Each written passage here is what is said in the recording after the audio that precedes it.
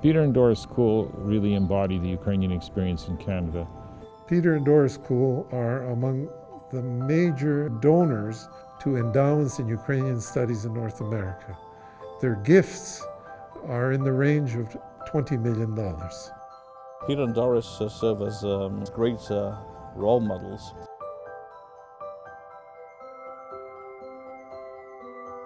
I arrived to Halifax in December the 28th, 1938. And it took us 4 days from Halifax, the port of entry, to come to Alberta. So I came here, it was 39 already. Yeah. It was January the 3rd. Peter Kule is from the town of Stratin, which is a small town in western Ukraine. Today's name of the province is Ivano-Frankivsk. The village had around 4,000 population, and the town, as they have called it, had another 2,000. And the village and town were divided by a river. They call it Zemny Potik. Well, Peter Kule is a member of the second wave of immigration to Canada prior to World War II. His father came in 1928, and Peter, 2 brothers, and his mother came in 1938. Peter first completed his own studies and became an accountant. He met Doris in 1943. They got married, and he opened his firm in 1945. At that time, Edmonton was 5 chartered accountants firm. Mm-hmm. They advertised for students, and they were paying me big wages. Good. $15 a month. So I had to work. I worked part-time at McDonald Hotel as a busboy in the evening, from 6 o'clock till 11:30. Yeah. So yeah. And that was what they paid me 45 cents an hour. And he became accountant for the general public, but specifically inside the Ukrainian community. He developed a very popular reputation, and people would come to him as an honest accountant that they could have confidence in. As a result of this, he developed a firm that became very large with over 100 staff members and very well known in Alberta generally. In the 1970s, he decided to use some of the personal wealth that he had earned and shared it back with the community because he believed in supporting the volunteer efforts in the Ukrainian community and the growth of its organizational structures. How'd you meet Doris? In Edmonton.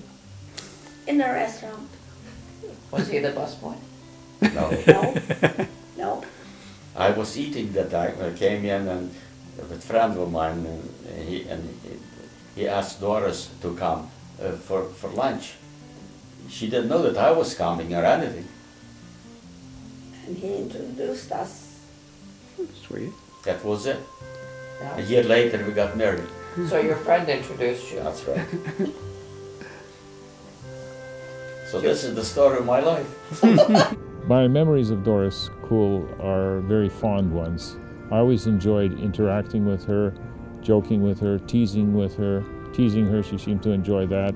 And I especially enjoyed her smile. It would just light up a room. She's very modest, very quiet, kind of in the background in many respects. But she was certainly Peter's partner in all of his activities. Doris Kule was born in Boyan, Alberta. She was born to a family that had immigrated earlier in the first wave of immigration. She became a school teacher in her area, in the rural area, and then eventually, after she married Peter in 1943, they moved to the east side of Edmonton, and she was a school teacher in Beverly.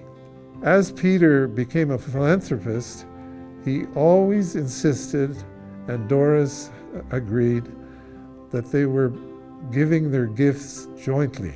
And one of the small vignettes that should be told is that Doris and Peter both signed all of their donations for endowments. So her name is on all the endowments, as is Peter's. Doris Kule was very much involved in the Ladies' League and also here with the linen cloths, the cleaning of the linen cloths, the ironing. So it was a big job, and she did this for over 20 years. So she retired from teaching in 1974 and then focused all her attention on volunteer work here at the parish. And so it's not an easy thing to change the altar cloths and to iron them, but she did this faithfully. She was dedicated. It's not until 1994 that she passed this on to a younger person in the community. Peter Kule was also involved in all the different projects that were initiated by the Ukrainian Catholic Brotherhood. And so in the community, working, helping to set up for different feast days, Easter, different events, organizing different fundraising events. And even when I look at the finances and the way things were set up, I would find out how certain things that he had put in place still existed, that we still did things a certain way that Peter Kule had established years ago. Peter and Doris Kule really embody the Ukrainian experience in Canada. Doris was born in Canada to immigrants from Ukraine, grew up here. Peter emigrated as a 17-year-old from Ukraine. So they straddle the two experiences. And I think that for them it was important that they give back to Canada and to the Ukrainian community in Canada. And that's why they've been so generous in their philanthropy for Ukrainian projects. I think Peter and Doris became philanthropists for several reasons. They were in the position to give back to the community the things that the community had given them. And Peter mentioned that a number of times.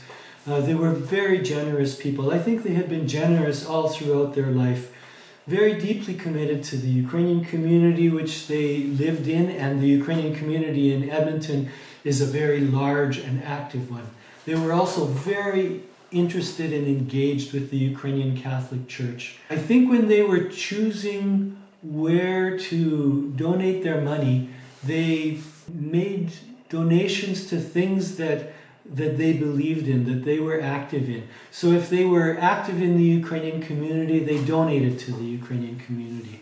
They were very active in the Ukrainian Catholic Church, and they donated very much to the Ukrainian Catholic Church. Peter was an accountant, and some of his very first donations were to the University of Alberta in the field of accounting. And Doris was an educator her whole life. She was a teacher throughout her career. So that, I think, is reflected in the fact that they gave many gifts related to education. So universities, colleges, seminaries are the ones that benefited from their generosity most directly. Peter and Doris's philanthropy changed people's lives. It changed my life indirectly. I studied theology in Ottawa, St. Paul University from 1987 to 1991. When I started at the seminary, we took all our courses in the Roman Catholic tradition, and there were some courses that were taught that reflected our Eastern tradition. But it's near the end, thanks to Peter and Doris Kule, that the Sheptytsky Institute was established. And then seminarians were trained within their own tradition, which means that if they're trained in their own tradition, they're going to be better priests and better serving the Ukrainian Catholic community here in Canada. So did Peter and Doris influence and change people's lives? Yes, they changed my life. Peter and Doris Kule have affected my own personal life by making possible the kind of work that I do. Because they gave these donations to the Canadian Institute of Ukrainian Studies, this has meant that I could devote more time to working in the field of Ukrainian diaspora studies and in the field of Ukrainian Canadian studies. Thanks to Peter and Doris Kule and their generosity, I have a job. I work as an archivist at the Kule Folklore Center and the Bogdan Medvitsky Ukrainian Folklore Archives. The endowments that they established allow the Kule Folklore Center and its staff, including myself, to work on various research projects, to develop the archives, to support research of other graduate students and researchers who come and visit, and to do many other activities.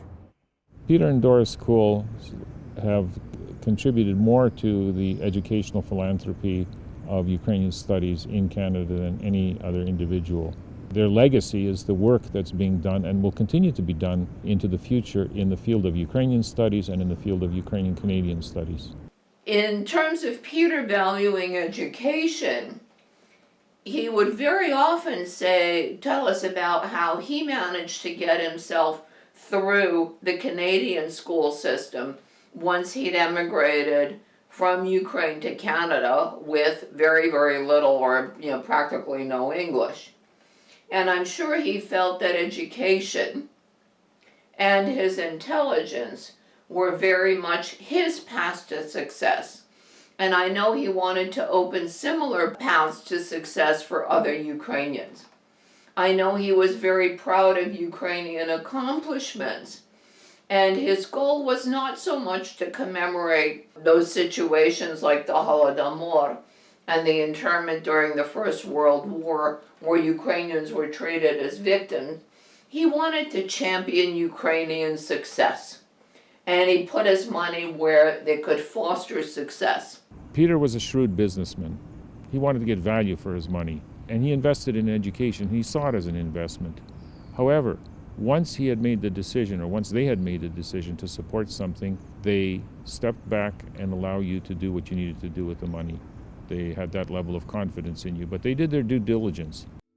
I think people need to know that Peter and Doris Kule were at the heart of their community in that they were faithful to its concerns, its institutions, and expressed their commitment through major financial endowments, which allowed their commitment to exist in perpetuity as a role model for others.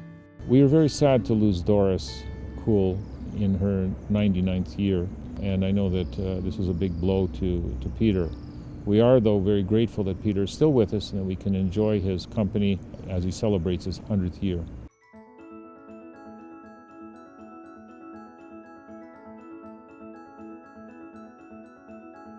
Пане Петре, я хочу подякувати вам і Дорис за ваше зрозуміння і жертвенність відносно розвитку української науки в канадських університетах. Щиро вам дякую. Пане Петре, дуже дякую. Так що, Петро, слухай нас. Я від всіх нас, не тільки від мене, а від всіх тих людей, яким ви допомогли. Я кажу, велика подяка. Спасибі вам за все це, що ви для нас зробили. Спасибі ще раз, велика подяка від нас. Дорогий Петре і Дорис, щиро вам дякую за вашу щедрість і за ваш приклад. Дякую вам за все. Я хочу подякувати Пітеру і Доріс Кулям за їхню підтримку, за все, що вони зробили для нашого центру, для Центру українського фольклору імені Кулів, для мене особисто, а також для багатьох дослідників, студентів і аспірантів, які здобули свої наукові ступені тут, в цьому університеті, а також провели дослідження, які інакше були би просто неможливими без щирої і щедрої підтримки Пітера і Доріс Кулів. Я особливо є вдячний їм за їхнє товариство, за їхню підтримку для знайомства. Бажаємо пане Кулеві все найкраще на сторіччя його життя. Дякую, Петро, дякую, Дорис.